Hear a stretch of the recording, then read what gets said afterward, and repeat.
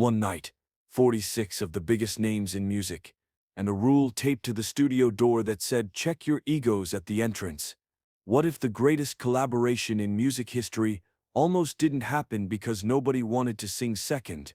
January 28th, 1985. Los Angeles. The American Music Awards had just ended. Limousines were pulling up to A&M Recording Studios on La Brea Avenue. But this wasn't a party. According to reports from that night, the biggest stars in the world were arriving for a recording session that had been kept secret for weeks.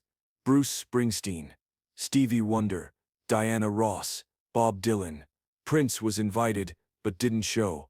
And at the center of it all, Michael Jackson and Lionel Richie had written a song they believed could change the world. But first, they had to convince dozens of massive egos to work together.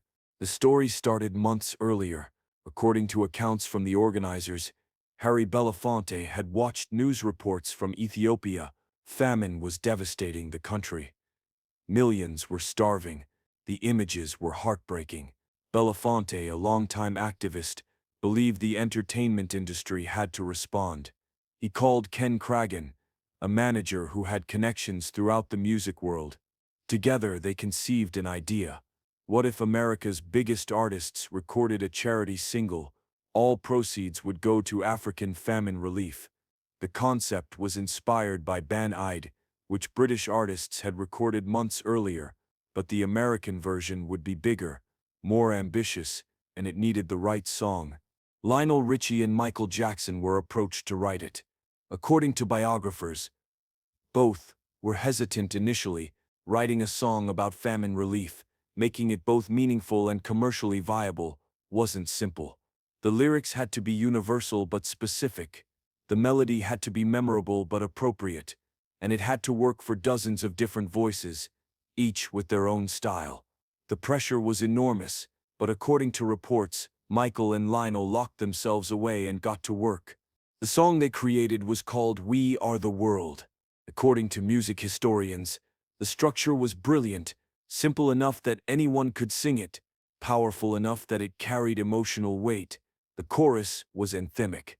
The verses allowed for individual moments, and the bridge built to a crescendo that would give the recording emotional impact. They had created something that could unite different artists while showcasing individual talents. Now they needed those artists to show up. Quincy Jones agreed to produce. According to accounts from Quincy, this was the most challenging production of his career, not because of the music, but because of the logistics.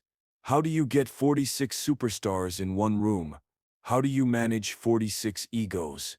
How do you make sure Bob Dylan doesn't clash with Ray Charles? How do you ensure that everyone feels valued but nobody dominates? Quincy's solution, according to reports, was genius. He put a sign on the studio door, "Check your egos at the door. If you're entering this room, you're not a star. You're a voice in service of something bigger than yourself." January 28th arrived. According to witnesses at the American Music Awards that night, tension was building. Most of the artists performing at the awards knew they had a secret session afterward, but the timing was tight. The awards show ran long, traffic in Los Angeles was unpredictable, and everyone needed to arrive at roughly the same time for this to work. If half the artists showed up, and the other half didn't, the entire project would fall apart. If you're fascinated by how logistical genius and artistic vision combine to create cultural moments, leave a comment about which collaborative project you think had the most impact. And subscribe, because we're exploring the decisions that proved music could change the world, not just entertain it. A&M Studios filled up around 10 p.m. According to accounts from that night, the energy was surreal. Stevie Wonder talking with Billy Joel, Diana Ross catching up with Tina Turner, Bruce Springsteen meeting Cyndi Lauper. These were people who rarely shared stages, now packed into one studio for one purpose. But according to reports, there was also anxiety. Nobody knew if this would work. Charity singles could feel preachy. Group recordings could become chaotic. And with this many stars, according to music producers, the risk of it becoming a vanity project was real. Quincy Jones took control. According to accounts from participants, he explained the vision. This wasn't about individual glory. This was about creating something that could raise money and awareness for people dying of starvation. Every ego, every desire for a bigger part, every impulse to stand out had to be suppressed in service of the mission. The arrangement had already been decided. Solo parts were assigned based on vocal range and style, not star power. Some of the biggest names would sing just a few lines, others would only appear in the chorus, and everyone had to accept it. The recording began. According to technical reports from the session, the first challenge was getting everyone to sing together on the chorus. 46 voices, each with different techniques, different volumes, different styles. It took hours to balance. Michael Jackson, according to witnesses, moved through the room helping artists find their parts. His understanding of harmony, his ability to demonstrate phrasing, made the process smoother. This was his song, but he wasn't acting like a star. He was acting like a collaborator who wanted everyone to succeed. The solo sections created different challenges. According to accounts from that night, Bob Dylan struggled with his part. His distinctive voice, so perfect for his own songs, didn't fit easily into the arrangement. He was becoming frustrated. The session was running long, other artists were waiting. But according to reports, Stevie Wonder sat with Bob working through the phrasing until it clicked. Superstars helping superstars. Egos checked at the door, just like Quincy had demanded. Cyndi Lauper's distinctive voice needed special attention.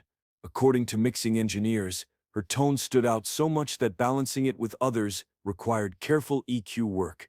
But her energy, her commitment, elevated everyone around her. Huey Lewis brought humor to breaks in recording, keeping the mood light despite exhaustion setting in. According to participants, these small moments of humanity made the long night bearable. Around 4 a.m., according to reports, the recording was nearly complete. But one section wasn't working. The bridge, where voices were supposed to build to an emotional peak, felt flat. Artists were tired. Voices were wearing out. Quincy reportedly called for a break. Coffee appeared. People stretched. And then, according to accounts, Bruce Springsteen suggested they try it one more time with everyone giving absolutely everything they had left. That take, recorded in the early morning hours, became the version that made the final cut. The video filming added another layer of complexity. According to the director, getting 46 people positioned so everyone was visible, ensuring camera moves captured key moments, required choreography as complex as any performance. Michael Jackson, according to reports, knew exactly where cameras should be because of his music video experience. His input shaped how the video would look, how the song would be presented visually. By dawn, according to participants, the recording was finished. 46 exhausted artists left the studio knowing they had created something unprecedented, but nobody knew if it would work commercially. Charity singles were risky. Radio stations might not play it, the public might see it as preachy. The entire night's work could fail to achieve its goal of raising money for famine relief. The song was released March 7, 1985. According to sales data, the impact was immediate and overwhelming. We Are the World debuted at number 21 on the Billboard Hot 100. Within 3 weeks, it hit number 1. It stayed at number 1 for 4 weeks. According to chart historians, this was remarkable for a charity single. But the commercial success was secondary to the real achievement. The single, the album, the merchandise, all combined to raise over $63 million for African famine relief. Share this with anyone who believes that art can serve purposes beyond entertainment. Because what happened in that studio on January 28, 1985, wasn't just a recording session, it was a demonstration that the music industry could unite for something meaningful. The cultural impact extended beyond the money raised.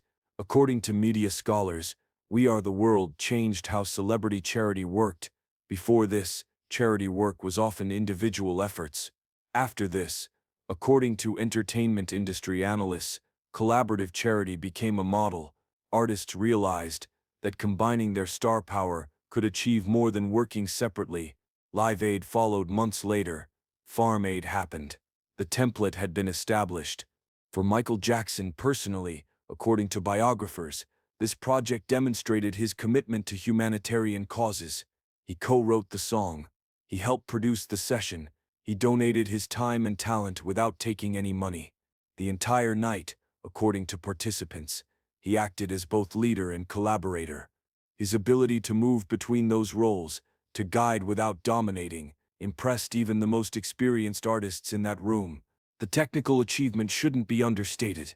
According to audio engineers, recording 46 distinct voices, balancing them so each could be heard while creating cohesive sound, was extraordinarily difficult. The mixing process took weeks. Every voice had to be EQ'd individually. The stereo field had to be managed so the recording didn't become muddy.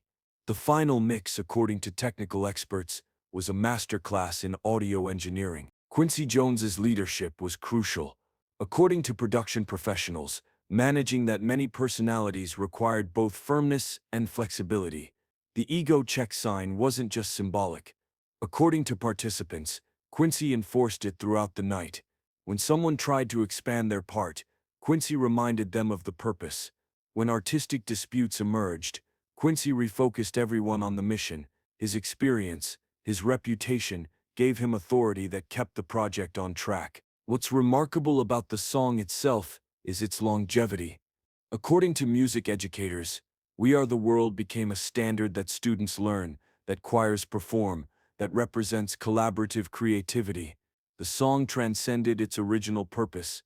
It became a symbol of what's possible when competition gives way to cooperation, when ego gives way to mission, when individual glory becomes less important than collective achievement. The absence of certain artists became part of the story.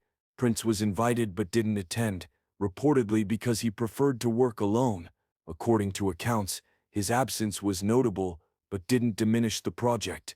Madonna was not yet at the superstar level she would soon reach. The specific 46 who participated became a historical marker.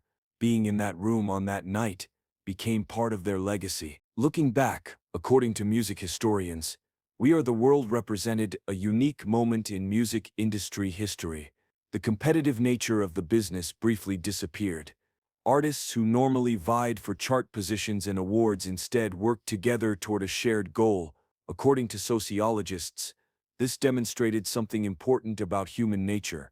Competition is powerful, but purpose can override it when the cause matters enough. The song won multiple Grammy Awards.